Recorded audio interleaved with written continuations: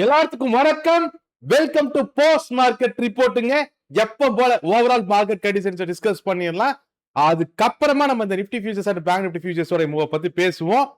First இன்னைக்கு கொஞ்சம் late ஆயிடுச்சு. Sorry for that. கொஞ்சம் சின்ன வேலை இருந்ததுனால இன்னைக்கு போஸ்ட் மார்க்கெட் ரிப்போர்ட் கொஞ்சம் லேட்டா தான் போறேன்னு நினைக்கிறேன். சரி, நம்ம பஞ்சாயத்துக்கு போயிடுவோம். ஃபர்ஸ்ட் ஓவரால் மார்க்கெட் கண்டிஷன்ஸை பேசிடலாம். ஓவரால் மார்க்கெட் கண்டிஷன்ஸை பொறுத்த வரைக்கும் நம்ம ஃபர்ஸ்ட் காலம் எப்பவுமே நம்ம ஜியோ பொலிட்டிக்கல் டென்ஷனுக்கு தான் ஒதுக்கி வச்சிருக்கிறோம். ஏன்னா இப்போதைக்கு அதுதான் மிகப்பெரிய இம்பாக்டை கிரியேட் பண்ணிட்டு இருக்கு. அதுதான் மிகப்பெரிய வேலை செய்யறான் அப்படிங்கிற மாதிரி. இந்த ஜியோ பொலிட்டிக்கல் டென்ஷனோட இன்னத்த ஸ்டேட்டஸ் என்ன அப்படிங்கிற ஒரு வார்த்தை பேசிடலாம். இன்னைக்கு பெரிய அளவுக்கான இம்ப்ரூவ்மெண்ட்ஸ் எதுவும் இல்லை. பட் ரெண்டு ஸ்டேட்மெண்ட்ஸை நம்ம இன்னைக்கு நோட் பண்ணணும். ஒன்னு வந்து ஈரான் சைட்ல இருந்து வந்த ஸ்டேட்மெண்ட். ஈரான் சைடு வந்து ரொம்ப கிளியரா ஒரு ஸ்டேட்மெண்ட் கொடுத்திருக்காங்க. ஹார்மோஸ் ஜலசந்தியை நாங்க இப்போதைக்கு ஓபன் பண்ண மாட்டோம், அது க்ளோஸ்ல தான் இருக்கு.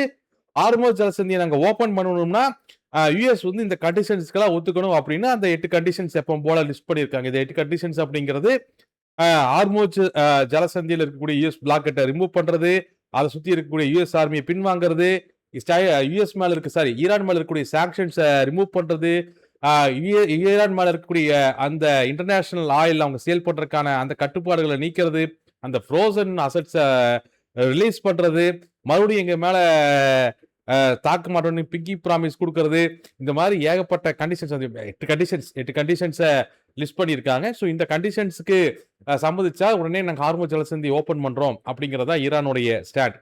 இதுல மிகப்பெரிய ட்விஸ்ட் என்ன அப்படின்னு சொன்னா, ஆக்சுவலா லாஸ்ட் டைம் வந்து பேச்சுவார்த்தை நடந்துச்சு இல்லையா, அந்த ஜூன் ஸ்டார்டிங்ல பேச்சுவார்த்தை நடந்துச்சு இல்லையா, அந்த பேச்சுவார்த்தை எப்படி இந்த பேச்சுவார்த்தை இருந்துச்சுன்னா, இந்த மாதிரி யூஎஸ் பிளாக்கெட்டை ரிமூவ் பண்ணிட்டாங்கன்னா ஹார்மோஸ் ஜலசந்தியை ஓப்பன் பண்ணிடுவோம், பேச்சுவார்த்தைக்கு வருவோம். இதுதான் ஈரானுடைய கண்டிஷனா இருந்துச்சு. அதாவது எவ்வளவு டிராமாட்டிக்கான ஒரு சேஞ்ச் பாருங்களேன்.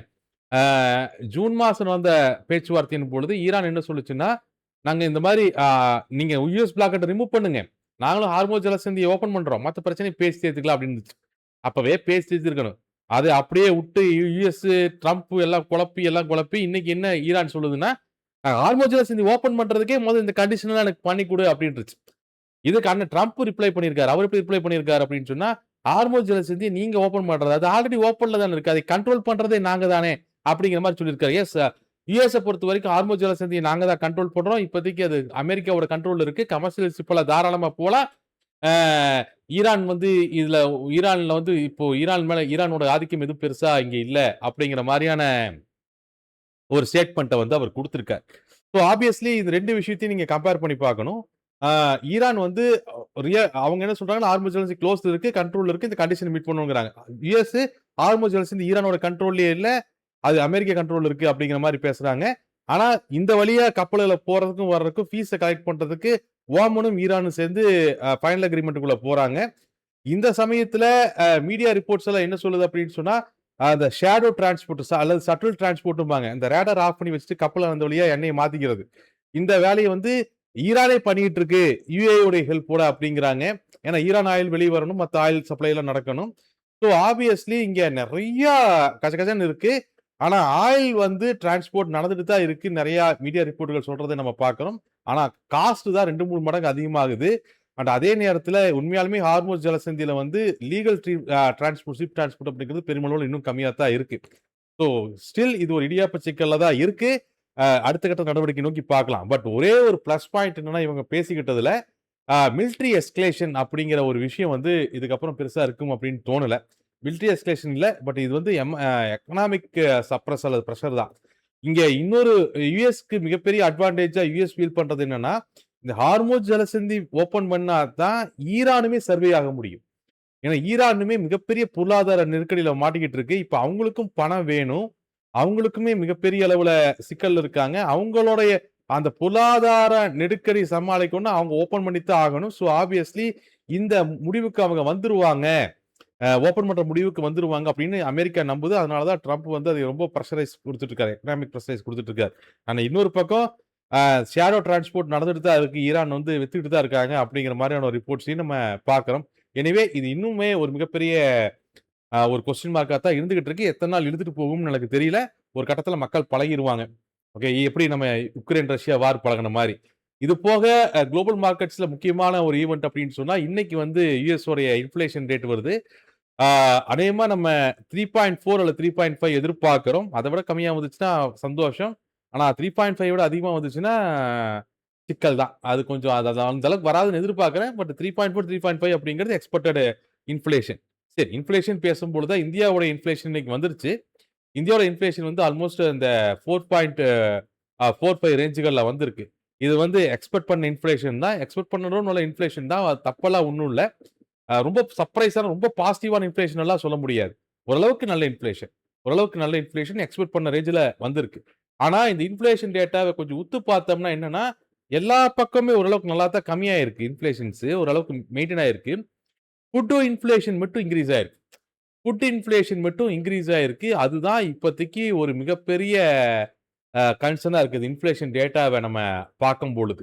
ஸோ அது மட்டும் இன்னும் கொஞ்சம் வரக்கூடிய நாட்கள்ல ஃபுட் இன்ஃப்ளேஷன் ஏன்னா க்ரூட் ஆயில் விலை இப்படி இருக்கும் பட்சத்தில ஃபுட் இன்ஃப்ளேஷன் அதிகமாகிறது அப்படிங்கிறது எக்ஸ்பெக்ட் பண்ணக்கூடிய அல்லது யோசிக்கக்கூடிய ஒரு விஷயம் தான். பட் எனிவே இந்த ஃபுட் இன்ஃப்ளேஷன் அப்படிங்கிறது வரக்கூடிய நாட்கள்ல இன்னுமே கொஞ்சம் கம்மியாச்சுன்னா, இன்ஃப்ளேஷன் வந்து கூல் ஆயிருச்சுன்னா, ஆர்பிஐ வந்து ரேட் கட் பண்றதுக்கான வாய்ப்புகள் ஏற்படலாம். பட் இப்போதைக்கு அத எக்ஸ்பெக்ட் பண்றது கொஞ்சம் அதிகமா தான் தெரியும். வரக்கூடிய நாட்கள்ல பார்ப்போம். ஏன்னா இந்த ஓவராலா பார்க்கும்போது மத்த இன்ஃப்ளேஷன்ஸ் ஓரளவு கூல் ஆன மாரி தான் இருந்துச்சு. இந்த ஃபுட் இன்ஃப்ளேஷன்ல தவர. சரி. ஆனா இந்திய பங்குச் சந்தைகள்ல இன்னைக்கு ஒரு மிகப்பெரிய டவுன் சைடு கீழ வந்தது அப்படிங்கிறதுக்கு காரணம், இன்ஃப்ளேஷன் டேட்டாவ எக்ஸ்பெக்ட் பண்ணியோ, இல்ல ஈரான், அமெரிக்கா இஷ்யூவ பேஸ் பண்ணியோ இல்ல. இன்னைக்கு பெரிய வேலைய பார்த்து விட்டது அப்படிங்கிறது டாடா குரூப்ஸ் தான். ஓகே. டாடா குரூப் உடைய பங்குகள் தான் இங்க ஒரு பக்கம் டிசிஎஸ் 4% இறங்குது. இன்னொரு பக்கம் டைட்டன் 2% இறங்குது. இந்த பக்கம் போனா டாடா மோட்டார்ஸ் ஒரு 3% இறங்குது. அந்த பக்கம் வந்தா ட்ரெண்ட் ஒரு 2% இறங்குது. டாடா மோட்டார்ஸ்ல இருந்து டாடா குரூப்ஸ்ல இருக்கக்கூடிய நெறைய பங்குகள கன்னா பின்னான்னு இன்னைக்கு மாறி, மாறி இறங்குனத பார்த்தோம். ஸோ என்னதான் பிரச்சனை அப்படிங்கிறத நம்ம பேசிறலாம். டாடா குரூப்ஸ்ல என்ன பிரச்சனை அப்படிங்கிறத அண்டர்ஸ்டாண்ட் பண்ணிக்கணும் அப்படின்னு சொன்னா, முதல்ல இந்த ஸ்ட்ரக்சர் டாடா குரூப்ஸ் எப்படி செயல்படுது அப்படிங்கிற ஸ்ட்ரக்சர நீங்க அண்டர்ஸ்டாண்ட் பண்ணிக்கணும். நெறைய பேரு டாடா ட்ரஸ்ட், டாடா சன்ஸ் இதுக்கான குழப்பங்கள்லயே இருப்பாங்க. முதல்ல டாட்டால வந்து நெறைய நிறுவனங்கள் இருக்குல்ல. இப்ப டிசிஎஸ் இருக்கு, அல்லது ஒரு டாடா மோட்டார்ஸ் இருக்கு, டாடா ஸ்டீல் இருக்கு. இந்த மாரி டாட்டாவுல நெறைய நிறுவனங்கள் இருக்கு இல்லையா? இந்த நிறுவனங்கள் எல்லாத்துக்குமான இந்த நிறுவனங்கள் எல்லாத்தையும் கண்ட்ரோல் பண்ணக்கூடிய கார்ப்பரேட் பாடி தான் டாடா சன்ஸ். டாடா சன்ஸ். இது எப்படி நீங்க புரிஞ்சுக்கலாம் அப்படின்னு சொன்னா, டாடா சன்ஸ வந்து ஒரு பெரிய ஷாப்பிங் மாலா கன்சிடர் பண்ணிக்கங்க. டாடா சன்ஸ வந்து ஒரு பெரிய ஷாப்பிங் மாலா கன்சிடர் பண்ணிக்கங்க. இப்ப இந்த டாடா சன்ஸ்ல இருக்கக்கூடிய சின்ன சின்ன கடைகள் தான் இந்த Tata steel, Tata motors, TCS இதெல்லாம். ஓகே. அப்ப டாடா சன்ஸ் அப்படிங்கிறதான பெரிய பாடியா தெரியுது நம்மளுக்கு. டாடா சன்ஸ் அப்படிங்கிறது ஒரு பெரிய கார்ப்பரேட் நிறுவனம். ஓகே. டாடா சன்ஸ் அப்படிங்கிறது ஒரு பெரிய நிறுவனம், கார்ப்பரேட் நிறுவனம். இந்த நிறுவனம் தான் என்ன பண்ணுது? மத்த நிறுவனங்கள ரன் பண்ணுது. ஓகே. இந்த மத்த டாடா குரூப்ஸ் நிறுவனங்கள் ரன் பண்ணுது. அப்போ இந்த ஒட்டுமொத்தமா இந்த எல்லா டாடா குரூப் நிறுவனங்களையும் கண்ட்ரோல்ல வச்சிருக்கக்கூடிய ஒரு நிறுவனம் தான் அல்லது கண்ட்ரோல் பண்ணக்கூடிய ஒரு கார்ப்பரேட் பாடி தான் இந்த டாடா சன்ஸ் அப்படிங்கிற நிறுவனம். ஓகே. அப்ப டாடா சன்ஸ் தனிப்பட்ட முறையில எந்த ஒரு பொருளையும் தயாரிக்கிறது இல்ல. இப்ப நீங்க டாடா மோட்டார்ஸ் கார் தயாரிக்குது, டிசிஎஸ் சாஃப்ட்வேர் தயாரிக்குது, டாடா ஸ்டீல் தயாரிக்குது. டாடா சன்ஸ் என்ன தயாரிக்குது? இவங்கள எல்லாத்தையும் தயாரிக்குது. ஓகே. இந்த Tata steel, Tata sons, Tata steel, Tata motors, டிசிஎஸ்ன்னு இந்த நிறுவனங்கள் எல்லாத்தையும் யார் நிர்வாகம் பண்றது? எது மேனேஜ் பண்ணுது? இந்த கார்ப்பரேட் பாடி. எது? டாடா சன்ஸ் அப்படிங்கிற கார்ப்பரேட் பாடி. இதனுடைய சேர்மேன் தான் சந்திரசேகர். ஓகே. திரு சந்திரசேகர் சார். ஓகே. இவர் தான் இதனுடைய சேர்மேன். சரி. அப்போ இருக்கறதுலயே டாடா சன்ஸ் தான் மிகப்பெரிய கார்ப்பரேட் பாடினா எல்லா நிறுவனங்களுக்குமான தலைமை டாடா சன்ஸ் தானா அப்படின்னு சொன்னா, அங்கதான் மிகப்பெரிய கொஸ்டின் மார்க். ஏன்னா இந்த டாடா சன்ஸ் தான் இவங்க எல்லாத்தையும் கண்ட்ரோல் பண்ணுது. அப்போ இந்த டாடா சன்ஸ் எது கண்ட்ரோல் பண்ணுது?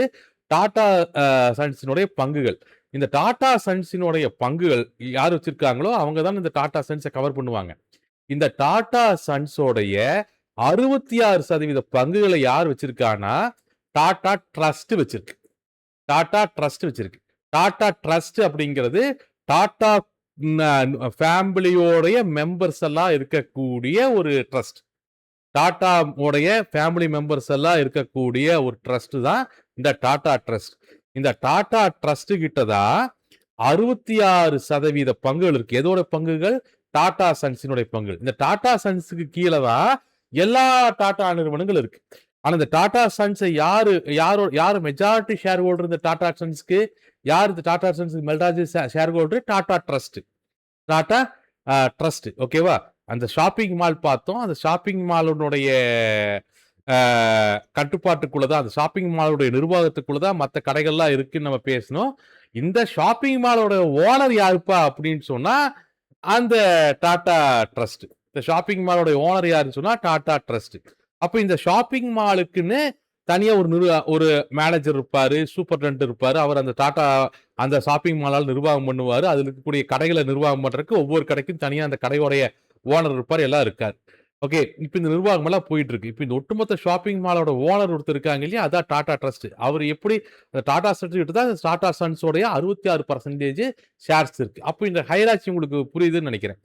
டாடா ட்ரஸ்ட் அப்படிங்கிறது டாடா குடும்பத்தில் இருக்கக்கூடியவங்க எல்லாம் சேர்ந்த ஒரு ட்ரஸ்ட். அது அந்த டாடா ட்ரஸ்ட் கிட்ட தான் டாடா சன்ஸினுடைய அந்த நிறுவனத்தினுடைய 66% பங்குகள் இருக்கு. இந்த டாடா சன்ஸ் தான் எல்லா டாடா நிறுவனங்களையும் கண்ட்ரோல் பண்ணுது, இயக்குது, எல்லாமே பண்ணுது. இப்போ இந்த டாடா சன்ஸினுடைய சிஇஓ சந்திரசேகர்.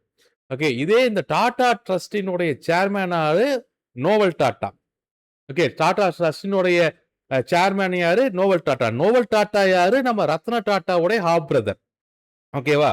இப்ப பஞ்சாயத்து எங்கேன்னா, முதல்ல ரத்ன டாடா இருக்கும் பொழுது அவர்தான் டாடா சன்னுக்கும் சேர்மேன் சிஇஓவா இருந்தாரு, டாடா ட்ரஸ்டுக்கும் சேர்மேனா இருந்தார்.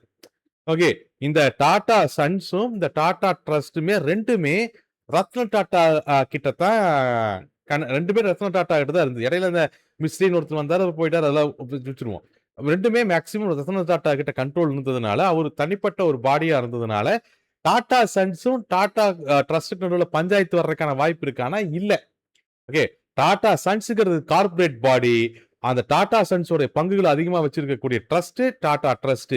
அப்போ இது ரெண்டுக்கு நடுவில் பஞ்சாயத்து இல்லாம இருந்துச்சு ரத்ன டாட்டா இருக்கிற வரைக்கும். அப்ப ரத்ன டாட்டாவோட பீரியடுக்கு அப்புறம் இந்த டாடா சன்ஸை யார் நிர்வாகம் பண்றா? அதனுடைய சிஇஓ சந்திரசேகர் நிர்வாகம் பண்றாரு. டாடா ட்ரஸ்ட நம்ம நோயல் டாட்டா நிர்வாகம் பண்றாரு. இப்போ இந்த சந்திரசேகரோடைய டேம் அவரு சிஇஓ, அவரோட பதவி காலம் பிப்ரவரி 2027 முடியுது. ஓகே. 2027 அவரோட பதவி காலம் முடியுது. அப்போ இந்த 2026 பிப்ரவரி இருக்கு இல்லையா?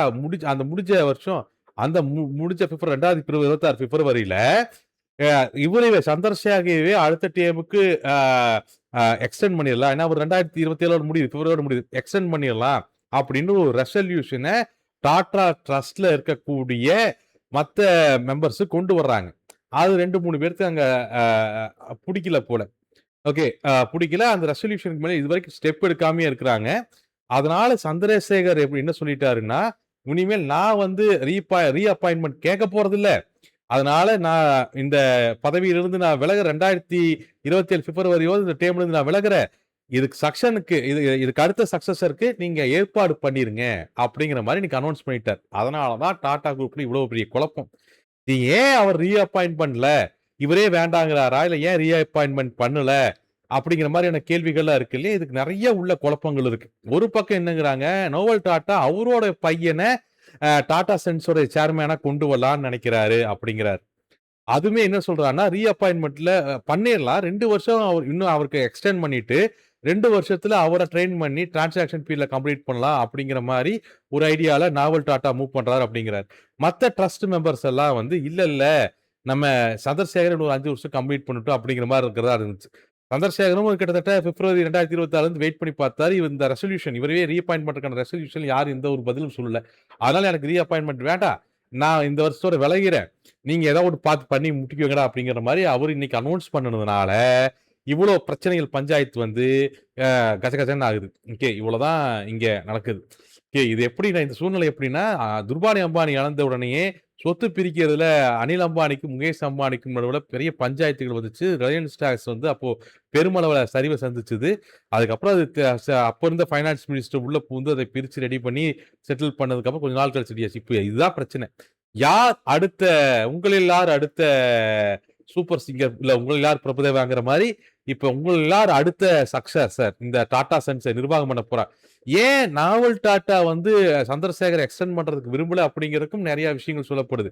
உதாரணத்துக்கு ஏர் இந்தியாவில் அவர் எடுக்கக்கூடிய முடிவு, ஏர் இந்தியாவில் மிகப்பெரிய எக்ஸ்பென்சஸ் கொண்டு வந்தது, இல்ல இன்னைக்கு வருமானமே இல்லாத செமிகண்டக்டர்ஸ்ல இன்வெஸ்ட் பண்ணியிருக்காரு, அது ஃபியூச்சர்ல வரும்னு சொல்றாரு, ஒரு மிகப்பெரிய பெட் எடுத்திருக்காரு அப்படிங்கிறது. இந்த மாதிரி நிர்வாக ரீதியா சந்திரசேகருடைய மூவ்மெண்ட்ஸை வந்து பெருமளவுல நோவல் டாட்டா வந்து சப்போர்ட் பண்ணல அல்லது உடன்படல அப்படிங்கிற மாதிரி நினைக்கிறாரு. இது மற்ற ஆளுகளுக்கு பொதுவாக தன்னுடைய பங்கட்டையை கொண்டு வந்துடலாம் அப்படிங்கிற மாதிரி அவர் யோசிக்கிறார். ஸோ இதெல்லாம் கனெக்ட் பண்ணின ஒரு விஷயம் தான் இப்ப இருக்கக்கூடிய இந்த பஞ்சாயத்து, இந்த டாட்டாவுடைய பஞ்சாயத்து. அதனாலதான் இன்னைக்கு டாடா ஸ்டாக்ஸ் அடி வாங்கினது பார்த்தோம், நம்ம பெருமளவுல கீழே வந்தது பார்த்தோம். அப்புறம் இன்ஃபிளேஷன் டேட்டா ஓரளவுக்கு நல்லா வருங்கிற எக்ஸ்பெக்டேஷன்ல கொஞ்சம் ரெக்கவரி நம்ம பார்த்தோம். ஸோ இதெல்லாம் வந்து ஃபண்டமெண்டலாக நடந்த இந்தியன் மார்க்கெட்டுக்கு முக்கியமான விஷயம். பட் இந்த மாதிரி எந்த பஞ்சாயத்து நடந்தாலும் எப்பவும் போல நம்ம என்ன பண்ணணும், டிசிப்ளினா டிசிப்ளினா ஹெட்ஜஸ் எடுத்து, டிசிப்ளினா நிறைய பேர் என்ன கேட்டது, டிசிப்ளினா அந்த ரூல்ஸை ஃபாலோ பண்றது. ஓகே, டிசிப்ளினுங்கிறது என்ன அப்படின்னு சொன்னா, நான் எப்படி செயல்படணுங்க அப்படிங்கிறத முன்கூட்டியே முடிவு பண்ணி, இப்படித்தான் இந்த இடத்துல நான் செயல்படணும் அப்படிங்கிறத முடிவு பண்ணி, அந்த செயல்பாடுகளை எமோஷனலா கண்ட்ரோல் பண்ண விடாம அந்த செயல்பாடுகளை அப்படியே இம்ப்ளிமெண்ட் பண்றது. ஏன்னா இந்த ஸ்டாக் மார்க்கெட்ல முக்கியமான எதிரி அப்படிங்கிறதே இந்த எமோஷன்ஸ் தான். அது பிஹேவியர் ஃபைனான்ஸ்ல அது 11 முக்கியமான எமோஷன்ஸ் நம்ம ஆல்ரெடி டிஸ்கஸ் பண்ணியிருக்கோம். டைம் கிடைக்கும் போது பாருங்க அது. ஓகே, என்னுடைய ஓவர் ட்ரேடிங் பயாஸ், என்னுடைய ரீசன்சி பயாஸ், என்னுடைய ஓவர் கான்ஃபிடன்ட் பயாஸ், இந்த மாதிரியான விஷயங்கள் எல்லாமே என்னோட டிசிப்ளினை என்னுடைய ரூல்ஸ்குள்ள செயல்பட விடாது. என்னுடைய ரூல்ஸ்குள்ள செயல்பட விடாது. எப்போ உங்களுடைய ரூல்ஸ்ல இருந்து விலகுறீங்களோ உங்களோட டிசிப்ளின் அங்க அடி வாங்கும். எப்போ உங்களோட டிசிப்ளின் அடி வாங்குதோ அப்போ உங்களோட நஷ்டம் ஆரம்பிக்கும். ஸோ எப்பவுமே ஹெட்ஜஸ் எடுக்கிறதும் டிசிப்ளினை ஃபாலோ பண்றதும் ரொம்ப முக்கியம். அதை கடைப்பிடிங்க. எப்போ போல நம்ம வேல்யூஸை டிஸ்கஸ் பண்ணிடலாம். ஓகே, வேல்யூஸை நம்ம பேசிடுவோம். ஓகே, வேல்யூஸை பொறுத்த வரைக்கும் ஃபர்ஸ்ட் நிஃப்டியோடைய மூவ்மெண்ட்டை பேசிடலாம். நம்ம நிஃப்டியோடைய மூவ்மெண்ட்டை பொறுத்த வரைக்கும் காலையில மார்க்கெட் வந்து ஓப்பன் ஆன உடனே, ஆக்சுவலா ஓப்பன் ஆகும்பொழுது 24,532ங்கிற அந்த பிரைமரி ரெசிஸ்டன்ஸ் அண்ட் மந்த்லி ரெசிஸ்டன்ஸ்க்கு மேலதான் ஓப்பன் ஆச்சு. ஆனா ஓப்பன் ஆன உடனேயே எக்ஸாக்டா ஒரு துளி மிஸ் ஆகாம ஃபர்ஸ்ட் இன்ட்ராட ரெசிஸ்டன்ஸான 24,562லயே மார்க்கெட்டை வந்து பிஎஸ் டிஃபெண்ட் பண்ணது பார்த்தோம். இன்னைக்கு மார்க்கெட்டோட எக்ஸாக்ட் ஹையே அந்த 24,562 தான். ஸோ ஓப்பன் ஆகுது. ஓப்பன் ஆனே ஃபர்ஸ்ட் இன்ட்ராட ரெசிஸ்டன்ஸ்லேயே ஃபர்ஸ்ட் கேண்டில்லையே ஃபர்ஸ்ட் 1 மினிட்லயே எக்ஸாக்டா 24,562 மார்க்கெட் டிஃபெண்ட் பண்ணி அங்கிருந்து பிஎஸ் கீழே கொண்டு வராங்க. அப்படி கீழே வந்த மார்க்கெட்டை டிஃபெண்ட் பண்றதுக்கான ஒரே இடமா இந்த 24,488 அதுதான் அந்த monthly support and primary support. அதுதான் அந்த இடம் மட்டும்தான் பெரிய சிக்கலா இருந்துச்சு பிஎஸ்க்கு. அப்ப கிட்டத்தட்ட ஒரு 10 மணி வாக்குல அந்த இடத்த பிரேக் பண்றாங்க. பிரேக் பண்ணோடனே அடுத்த இன்ட்ராடே சப்போர்ட் 432, அப்புறம் அதுக்கு அடுத்த இன்ட்ராடே சப்போர்ட் 24,538, 24,358, 24,360 கிட்ட வந்த உடனே புல்ஸ் மறுபடியும் டிஃபெண்ட் பண்ணதை பார்த்தோம். ஆனா புல்ஸ் மறுபடியும் மார்க்கெட்டை டிஃபெண்ட் பண்ணாலுமே அவங்களால என்ன பண்ண முடியல அப்படின்னு சொன்னா, அங்கிருந்து ரைஸான மார்க்கெட்டை 24,488 சொல்லக்கூடிய அந்த மந்த்லி சப்போர்ட் அல்லது பிரைமரி சப்போர்ட் ரெண்டுமே ஒண்ணுதான், அதை தாண்ட முடியாம அதே இடத்துல பியர்ஸ் மறுபடியும் டிஃபெண்ட் பண்ணி அதுக்கு கீழே தான் க்ளோஸ் பண்ணியிருக்காங்க. க்ளோஸ் எக்ஸாக்டா ஆல்மோஸ்ட் 24,480. அப்ப இன்னுமே எந்த பக்கமும் ஸ்டேபிளைசேஷன் நடக்கல நம்மளுக்கு பொசிஷனலா. ஸோ நாளைக்கு ஓப்பன் அப்படிங்கிறது ரொம்ப முக்கியமான ஒரு விஷயமா இருக்கும். ஸோ மார்க்கெட்டோடைய க்ளோஸை பொறுத்த வரைக்கும் still is flat to negative close. Primary monthly சப்போர்ட்டுக்கு ரொம்ப நியரஸ்டா க்ளோஸ் பண்ணியிருக்காங்க. இவன் வந்து லோயர் எண்ட்ல புல்ஸ் மார்க்கெட்டை டிஃபெண்ட் பண்ணாலுமே அவங்களால மந்த்லி சப்போர்ட்ஸை பிரேக் பண்ண முடியல, அதே இடத்துல டிஃபெண்ட் பண்ணியிருக்காங்க அப்படிங்கிறதை பார்க்குறோம். ஸோ ஓவராலா நாளைக்கு காலையில் வந்து மார்க்கெட்டில் ரொம்பவுமே முக்கியமான ஒரு ஓப்பன் அப்படிங்கிறது பார்க்கணும். எந்த பக்கம் மார்க்கெட்டை புஷ் பண்ண ட்ரை பண்ணுறாங்க அப்படிங்கிறது நாளைக்கு ஓப்பன் ஓரளவுக்கு தெரியும் நம்மளுக்கு. ஓகே, மார்க்கெட்டோட க்ளோஸை பொறுத்த வரைக்கும் நாளத்த மார்க்கெட்டோட ரெசிஸ்டன்ஸ் அண்ட் சப்போர்ட்லையோ இல்லை பிரைமரி டீட்டெயில்ஸ்லையோ எந்த ஒரு சேஞ்சஸும் கிடையாது மேத்தமேட்டிக்கலாக. நாளத்த மார்க்கெட்லையுமே அதே 24,532 தான் primary support and monthly support. அதுக்கு மேலே 24,778 அப்படிங்கிறது ஹடில். அதுக்கு மேலே 24,962 அடுத்த மந்த்லி ரெசிஸ்டன்ஸ். இன்ட்ராடே ரெசிஸ்டன்ஸை பொறுத்த வரைக்கும் 658, 628, 562. அதே மாதிரி மந்த்லி சப்போர்ட் வந்து 24,488, அதுதான் பிரைமரி சப்போர்ட்டுமே. அது கீழே பொசிஷன் 24,262. அது கீழே அடுத்த மந்த்லி சப்போர்ட் வந்து 24,028. இன்ட்ராடே சப்போர்ட்ஸை பொறுத்த வரைக்கும் 24,432, 358 அண்ட் 328. இதெல்லாம் வந்து இன்ட்ராடே சப்போர்ட்ஸ். ஓகே, அதே மாதிரி ஓப்பன் இன்ட்ரெஸ்டையும் ஒரு பேசிடலாம். ஓப்பன் இன்ட்ரெஸ்ட்டை பொறுத்த வரைக்கும் 2 பேரும் டிஃபென்ஸ் ஸ்ட்ராங்கா தான் வச்சிருக்காங்க, அதுல எந்த ஒரு குழப்பமும் இல்லை. ஆனா அட்டாக் பொசிஷன்ஸை பொறுத்த வரைக்கும் புல்ஸ் வந்து அட்டாக் பொசிஷன்ஸை ஃபுல்லா கவர் பண்ணியிருக்காங்க. அவன் எங்க இருந்து கவர் பண்றான்னு அட்டாக் பொசிஷன்ஸ் எக்ஸாக்டா 24,450 இருந்து அட்டாக் பொசிஷன்ஸ் கவர் பண்றான். 24,450ங்கிறது அந்த மந்த்லி சப்போர்ட்டான 24,488 குறிக்குது. ஆனா பியர்ஸை பொறுத்த வரைக்கும் அட்டாக் பொசிஷன்ஸ் அப்படிங்கிறது லைட்டா ஹோல்ட் பண்றாங்க. உன கவர் எல்லாம் பண்ணல. டிஃபென்ஸ் நல்லா தான் வச்சிருக்காங்க. அதுல குழப்பம் கிடையாது. ஓகே, ஹெவி 2 பக்கம் டிஃபென்ஸ் ஸ்ட்ராங்கா இருக்கு. அட்டாக் பொசிஷன்ஸ் புல்ஸ் கிட்ட இல்ல, பியர்ஸ் கிட்ட இன்னைக்கு கம்மி பண்ணாம வச்சிருக்காங்க அவங்க. பட் எனிவே இது ஓப்பன் டெஸ்ட்ங்கிறது டெண்டன்ட் டு சேஞ்ச். நாளைக்கு காலையில் நீங்க மறுபடியும் ரீசெக் பண்ணணும். அதே மாதிரி பேங்க் நிஃப்டி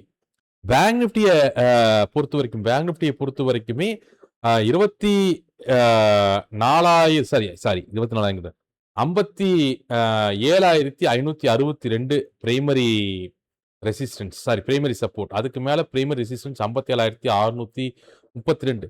நிறைய பேர் கேட்ட ஒரு விஷயம் என்னன்னா, இன்னைக்கு அது என்னது நிஃப்டி மட்டும் இறங்குது, பேங்க் நிஃப்டி இறங்க மாட்டேங்குது. முதல்ல நிஃப்டி இறங்குறதுக்கான காரணம் டாடா குரூப்ஸ். டாடா கிட்ட பேங்க் இல்ல. அதனால நீங்க அதை கன்ஃபியூஸ் பண்ணிக்கணும். கான்செப்ட புரிஞ்சுட்டீங்கன்னா, ஏன்னா நிஃப்டி பேங்க் நிஃப்டி ஒரே மாதிரி இயங்கணுங்கிற அவசியம் கிடையாது. பேங்க் நிஃப்டி அப்படிங்கிறது பேங்கிங் ஸ்டாக்ஸோட மூவ்மெண்ட் அடிப்படையா வச்சு மூவ் ஆகும். நிஃப்டிங்கிறது நிஃப்டியில் இருக்கக்கூடிய 50 ஸ்டாக்ஸ். அந்த 50 ஸ்டாக்கும் வெவ்வேறு துறைகளை சேர்ந்தது. டாடா கிட்ட எல்லா துறைகளுக்கான ஸ்டாக்குகளும் இருக்கு. ஆனா டாடா கிட்ட பர்மனன்ட் பேங்கிங் ஸ்டாக்ஸ் எதுவும் கிடையாது. ஸோ அதனாலதான் பேங்க் நிஃப்டி வந்து இன்னைக்கு பெரிய ரியாக்ஷன்ஸ் எதுவும் கொடுக்கல. நிஃப்டி தான் ரியாக்ட் பண்ணுச்சு.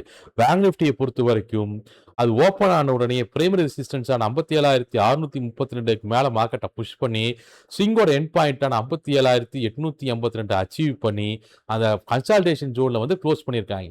நீங்க ஃபர்ஸ்ட் டைம் அது 57,882 ஸ்விங்கோட எண்ட் பாயிண்ட் டச் பண்ணோடனே மறுபடியும் பியர்ஸ் டிஃபெண்ட் பண்ணதை பார்த்தோம்.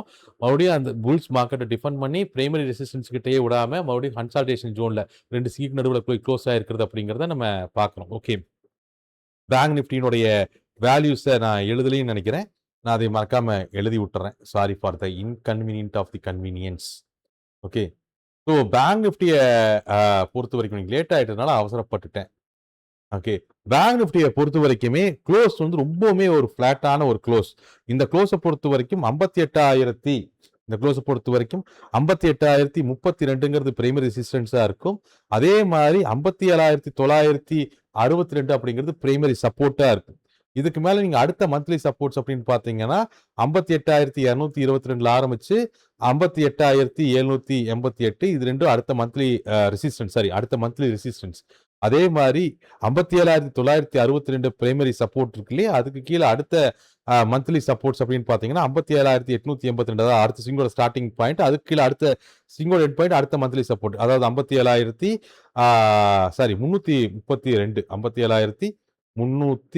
57,332 இது அடுத்த மந்த்லி சப்போர்ட். ஸோ சாரி, அது நம்ம எழுத மறந்துட்டேன். ஓகே, நம்ம நல்ல நேரத்தில் உட்கார்ந்து எழுதினாலே கையெழுத்து கோணையாத்தான் வரும். இந்த அவசரமா உட்கார்ந்து எழுதுனா கோணையிலையும் கோணையா போயிருது. Sorry for that. எனிவே சரி, ஓரளவுக்கு வேல்யூஸை தர வச்சுக்கோங்க. பேங்க் நிஃப்டி ஓப்பன் இன்ட்ரெஸ்ட்லையும் பெரிய சேஞ்சஸ் எல்லாம் ஒன்றும் கிடையாது. பேங்க் நிஃப்டியை பொறுத்த வரைக்குமே புல்ஸ் அண்ட் பியர்ஸ் 2 பேருமே டிஃபென்ஸ் ஸ்ட்ராங்கா தான் வச்சிருந்தாங்க. ஆனா பேங்க் நிஃப்டியில என்ன கான்செப்ட்னா, பியர்ஸோடைய அட்டாக் பொசிஷன்ஸ் கவரா இருந்துச்சு. புல்ஸோட அட்டாக் பொசிஷன்ஸ் பெரிய அளவில் கவர் ஆகல.